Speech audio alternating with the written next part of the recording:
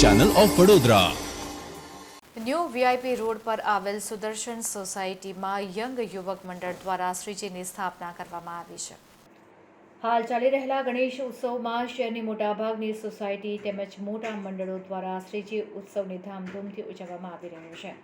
ત્યારે વડોદરા શહેરના new VIP road પર આવેલ સુદર્શન ડુપ્લેક્સ સોસાયટીના યંગ યુવક મંડળ દ્વારા સોસાયટીના સમૂહ ગણેશ મહોત્સવ માટે સ્થાપના કરવામાં આવી છે।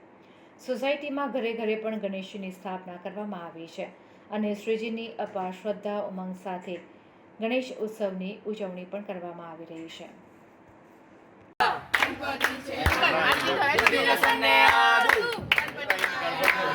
मसाले वाले डोसे वाले